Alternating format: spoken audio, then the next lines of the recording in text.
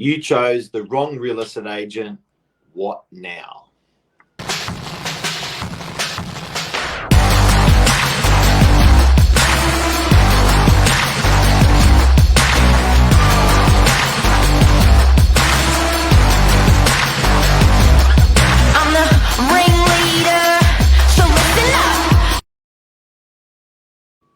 Uh-oh, guys, we hear about it time and time again. You often hear us talking about the pre-market. What about the post-market? Sometimes, not all the time, but sometimes we'll hear from clients who have maybe gone with another real estate agent for whatever reason, or we never even got the opportunity to appraise it, but they did choose another agent, and then they contact us. What are you laughing at, Mark? I got a hangover. we have a hangover. Yeah. And then they'll contact us because they didn't sell or they made the wrong decision. So what we want to cover with you guys today is what can you do in the event you've made a mistake, you've chosen the wrong agent, you've signed into an agency agreement. Mark, over to you. We call it the cleanup. Happens with rentals and it happens with sales. Yeah. So when it's, and sometimes it's not even the agent's performance. Sometimes it just doesn't gel. That relationship between you and the agent, it's just not working. The property is just not rented, or it's just not sold, or you just don't feel good in your guts about the whole thing. So you need to switch. So, okay, guys, there's a couple of things. First of all, let's talk about sales because we want to address sales and rentals with you.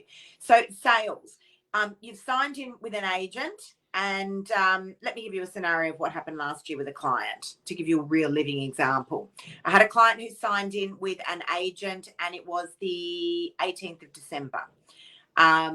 They needed to sell their property. They had actually bought in an out of area region. I think they'd bought in Bathurst. So they signed in with the real estate agent local in our area, and then the agent went. The wrong agent. Yeah, the wrong agent. And then the agent went on holidays for 4 weeks. They forgot to tell the vendor that they were going to do that. They said, well, of course, it's Christmas, New Year. What do you think? Every agent goes away on holidays over Christmas and New Year. Anyway, I actually knew the daughter, and the daughter had called me, and it would have been about, it was around New Year's sometime. And she said, Lisa, I've just seen you guys doing all your social media. Are you guys open? And I said, yeah, we are. She said, okay, have you worked the whole way through? Yes, we have. So not all real estate agents close over Christmas, New Year. No, they definitely don't. Anyway, long story short, they'd realised very quickly they'd chosen the wrong agent. And it was tricky trying to get out of the agreement. If an agreement is not filled out correctly, it actually becomes null and void. A lot of real estate agents don't fill out those agreements properly. In this case, that was the situation. We found a loophole. We sent it off to the solicitors to verify, and it was tricky, but they ended up getting out of that agreement with that agent. I signed them up and had those guys sold. I think it was within 4 hours. But sometimes it's a much bigger thing in people's heads than it actually really is. Yeah, that's a really good point. So I think for a client, they feel committed. They feel sometimes it's just a legal loophole. Yes. They just feel legally that they just can't do anything. They're strung up and they can't do anything. So I think the first point of call, and if this is happening in the next, and I think probably the most time this happens is over Christmas when people sort of get let down a little bit. Yeah. I think the first thing is choose your agent that you've probably interviewed a couple of agents prior to choosing the wrong agent, and then the one that the second best one is probably the one you're going to go back to. Yeah. And they're the ones you ring up and just tell them how you feel. No, it's not the second best one, Mark. It's usually the one that they wanted to go with their gut. So what happens is when people are looking for an agent, they're looking for a variety of things. Very aggressive.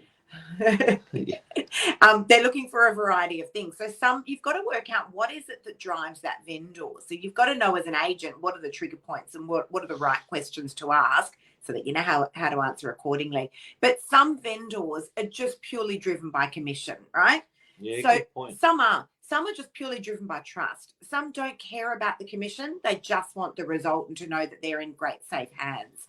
So different things trigger different vendors.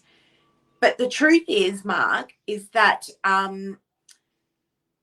often they'll know in their gut, and they're like, I knew something wasn't right with that. I shouldn't have gone with the cheaper agent.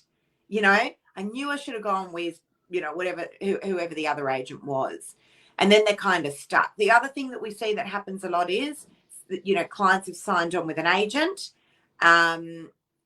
and then the assistant turns up to the open homes and the agent's just MIA the whole campaign. But just the same plain old simple fact is, in that interview process, when you're sitting down with your real estate agent to give them your rental property, to give them your sales property, sometimes the actual reality is just different.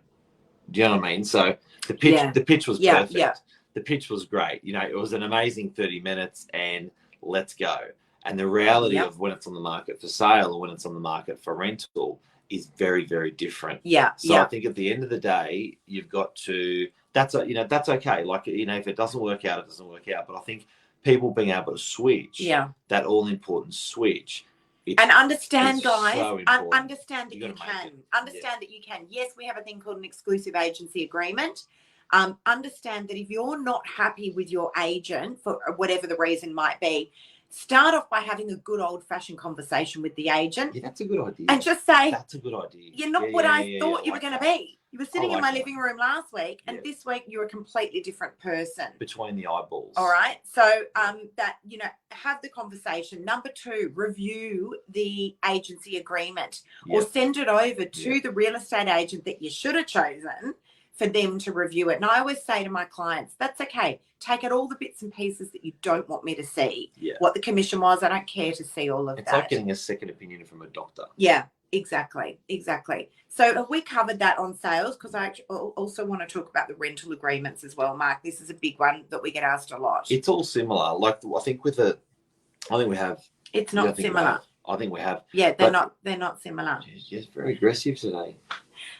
We took our staff out, well, some staff. We actually took out my team last night, and I remember walking into Hugo's saying, I swear I'm having 2 drinks. I'm so busy. I'm just going to have 2 drinks with these guys, and then I'm going to have to leave. It's made you very aggressive today. And we ended up leaving there at 12:30 this morning. Very aggressive. Yeah. Over to rental agreements. Thank you. So rental agreements. Yes, go. You chose the wrong agent. Yeah. And then? Okay, so what happens with rentals is often people are just fixated on the management fee because when landlords are shopping around for someone to look after their rental property, most of the time, the dialogue that I have is they're driven just purely on those management fees. So, and this is a really interesting topic. Now, when I'm doing these rental proposals with landlords, the best way for me to put it into perspective with them is to say this. You are handing over your $800,000 in cash, like a bag of cash, to someone that you really just don't know. And they're going to look after that property for you. Yeah. Now, with property management, you can be a beauty therapist last week and you can be a property manager this week. Fact. All right. And you're going to leave $800,000, let's call it, in cash with Chantel, and she's going to look after your property, but last week she was a beauty therapist. You don't know that. All right. So you really are paying for what you get. The messes that we see, mostly because of inexperienced property managers, or the worst one, guys, the self-managed property. The messes that we see, because you don't see this stuff coming as a landlord.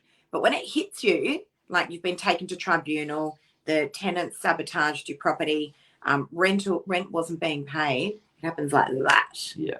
Doesn't it?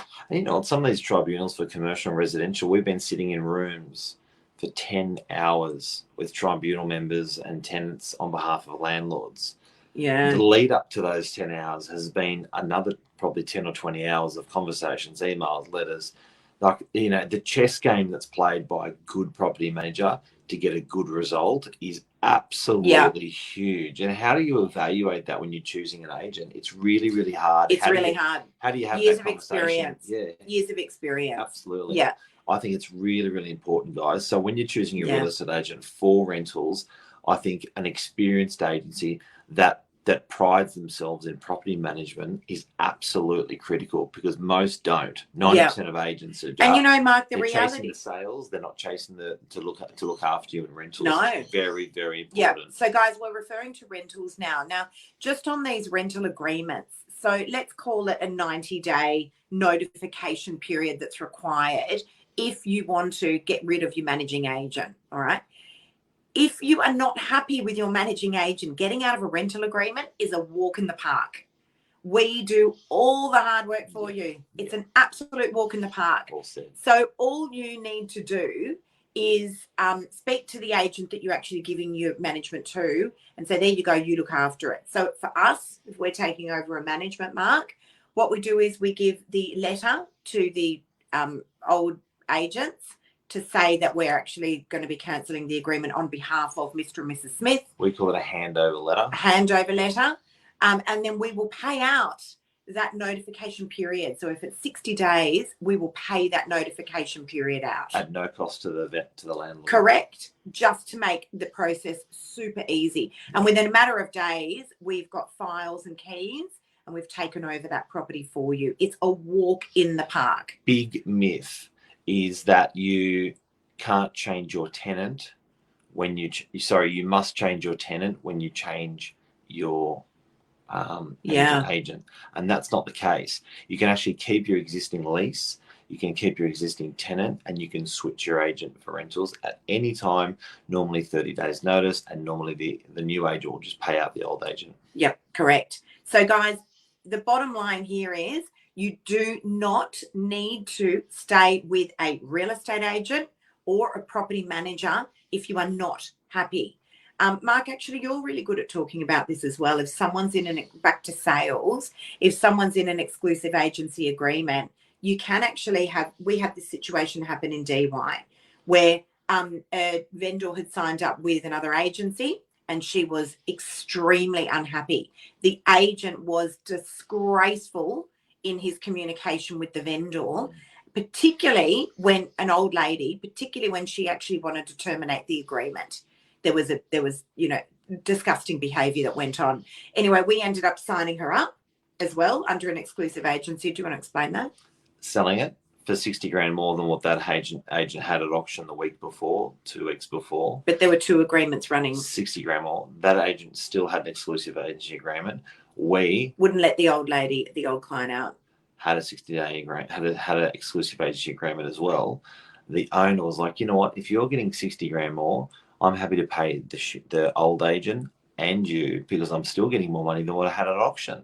So believe it or not, there was 2, which is this is like a 0.00001% this ever happens. But we had 2 agencies, exclusive agencies, running concurrently. Ours, the outgoing agent. Yep. We found the buyer, we got the money, and the owner was over the moon paying 2 commissions because she still got net more money. Yeah, and didn't have to have the other agent through. So, look, that's a very unusual situation. Yeah, she put a stop to that agent, put a start to us, but still technically that agreement was still running. Yeah.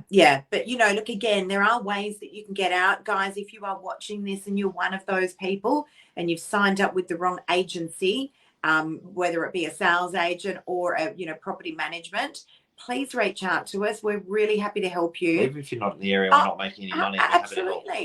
Absolutely. We're really happy to help you out. Whatever. You don't need to be in a situation that you're not happy with. It's very hard trying to choose the right agent. Yeah. You're interviewing 3 of us, likely, and it's really hard to work out who is that agent that I feel the most comfortable with and that's going to get me the most amount of money for my property. You should have called this divorcing your real estate agent. Yeah, I like that. Guys, love ya. We're going to go and have a coffee. See ya. Take care. See you guys. Bye.